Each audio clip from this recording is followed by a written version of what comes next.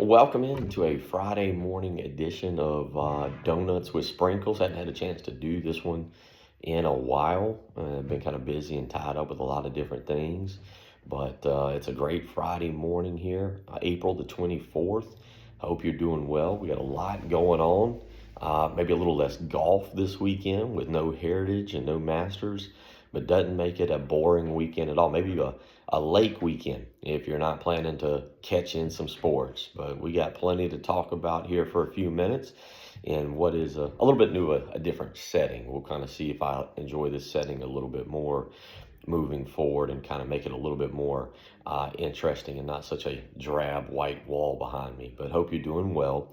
Wanted to touch on a couple things since we haven't done this in a while. Let's start with South Carolina basketball. And the Gamecocks have now picked up 4 commitments out of the transfer portal. And I think I'm in the minority on this, but I do like what they're putting together. Now, the key in this is who else do you add? What other 7 players do you put on this roster to go along with the 4 that you've already landed, plus the returnees in Grant Polk and Hayden Simeon to go along with 4-star point guard Marcus Johnson. But Corey Mincy, probably the top-rated guard or top-rated prospect coming to South Carolina, the transfer portal from George Mason. Really like him. Had a chance to see him a couple of years ago against from Presbyterian College against South Carolina. I think he had 28 points in that game. 27 or 28, can score the ball at all 3 levels, has a good basketball IQ, could play the point guard. He actually would be the most legitimate point guard South Carolina has had in quite some time, and would be a little bit different than Meechie Johnson in terms of Meechie Johnson being just a fire away kind of three-point player, whereas Corey Mincy is more to be a guy who is going to try and score and facilitate and do things in a lot of different ways. I don't know if you would say one is better than the other, but they do play a different kind of game. But I really did like that pickup. That's a good start. The Gamecocks have also gone out and landed 2 wing players. Camden Heidi comes from Texas. He's also spent some time at Purdue. He's going to probably play that Miles Studi role. 6'7", 215 pounds. Could technically be a stretch 4 if you wanted to, depending on how his defense improves. Does need to improve defensively, and is he strong enough to be able to go down in the post and play a little post defense, but can shoot the ball, a 44% three-point shooter last year for Texas. Has a high basketball IQ, good passer, and is a player, again, that I like, but who are you pairing him with? Who else is around him to take some of the pressure off of him? If we're looking at Camden Heidi, and we're just going, man, you got to come in and really be the second option, maybe the third option. I don't know if that's what we want him to be. You want him to just kind of rely on being a 3 and D guy. He doesn't rebound it very well because he wants to be on the perimeter. But I did like the pickup. It's just a matter of who else goes around him to really accentuate that pickup. The other guy is more of a different wing, Shane Blakeney, who transfers in from Drexel, was originally at Legacy Charter in Rock Hill, so a kind of an in-state kid coming home, 6'5", wing, 200 pounds, was a really good player at Drexel, can score the ball in a variety of different ways, probably be the starting 3, I think is an upgrade over Kobe Knox, and I did like Kobe Knox last year, but again, this is a wing that I think can do a lot of different things. I would put him up there with Mincy in terms of actually guys that I'm excited about, that I think you can build around and have as starters in this league. I'd kind of prefer Heidi come off the bench as a 6th man. But you've got Mincy and you've got now Blakeney, and then we'll see where Marcus Johnson fits into that role. If Marcus Johnson is a freshman, is able to come in and maybe either be the true point guard and move Mincy to the 2, or if he's able to, kind of supplement and have 2 point guards on the floor at times. But you're talking about a freshman and Marcus Johnson coming in, and you're asking a whole lot of a freshman, even if he was a 4-star, to come in and make an impact. And then the final guy that is transferring in, well, I don't know how to pronounce his name. We're just going to call him Alec. I wanted to call him Alec Becox because he is Lithuanian. He was at Wisconsin last year, 6'9", 6'10", 240 range, shoots the 3 ball. But again, my concern is in the SEC, you have to have some athleticism around the rim, both to play defense, to rebound, even to foul. And that is not his particular game. And South Carolina has got to go out and find particular guys that are dogs, that'll go around the rim, will throw a few elbows, that you don't want to anger, that you don't want to run into in the back alley after a basketball game. And South Carolina hasn't had that.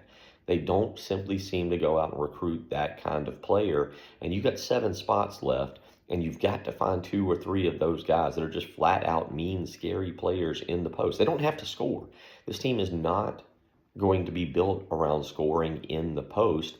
And so, therefore, what you end up here with is a team kind of that's a finesse team that shoots a lot of threes. And I have no problem with that because it's the Lamont Paris theory. And I love that he is sticking with his theory and sticking with his plan.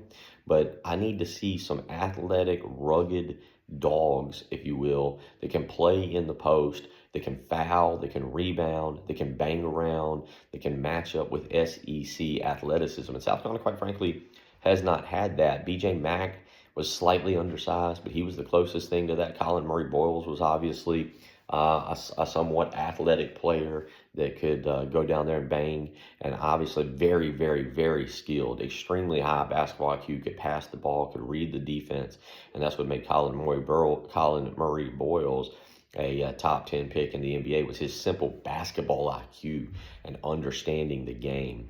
But Alex Becox, or Alexis, or whatever we're going to call him, kind of fits that mold that Lamont Paris likes, that he's going to step out and shoot the ball. I think he ended up having a good end of the season for Wisconsin and had 5 threes in a win over Michigan. But again, I want to see some big, physical, strong post players, Lamont Paris, that'll bring in. And the key here is athleticism.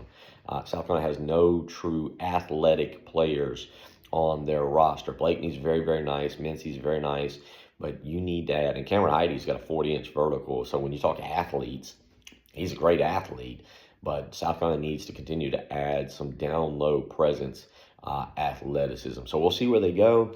Names are kind of scarce right now. We'll see. You got to fill out your roster. You got to get 7 more guys. Obviously, you've got Grant Polk coming back, Hayden Simeon coming back. So we're sitting, as far as I know, I believe Eli Sparkman's coming back. But you're sitting, as far as I know, with 7 players. And I'll be honest, you need to get to 12. You need to get to 12. I wouldn't worry about the 15-man scholarship. That's irrelevant. 13, 14, 15. I don't care. Go take 3 kids off of some random varsity high school. It doesn't matter. You got to get to 12. And truthfully, you got to have 9 that you're comfortable playing. A 4-man rotation and 5 starters. So that's where things are kind of at with South Carolina basketball. As we sit here on Friday, April the 24th. Obviously, a lot of things need to improve and improve drastically. They have missed on some big names such as Rowan Brumbaugh, Samet Ugatolo, who went to Indiana, Brumbaugh going to SMU, Cruz Davis, can't quite remember where he went, but he went to another big name school. So, you've missed on some guys who were definitely elite players. I don't know if they would have changed the fortunes of South Carolina, but they were starters. They were guys that you would have labeled a starter. The 4 that they have brought in so far, I would personally, I would look at Corey Mincy and Shane Blakeney as starters, and I'd be content with that. I think that's a decent start. But here we are. Again, the transfer portal opened, I believe, back on April the 7th, 17 days in. The portal itself has actually closed up now. You cannot go into the portal. You can still leave the portal and go to your school. It's the whole, you get the point, the spinning portal wheel. You can't jump in it anymore.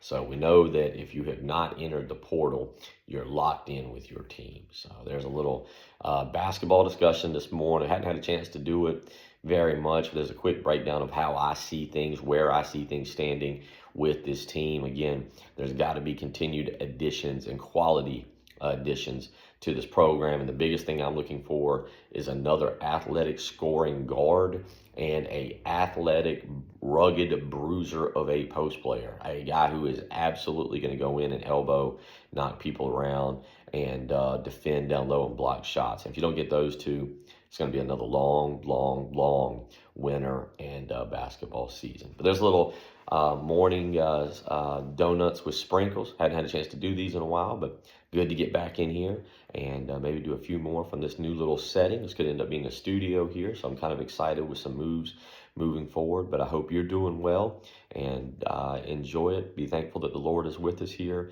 on a beautiful Friday. We're heading into a great weekend, and we'll talk more about some other things coming up.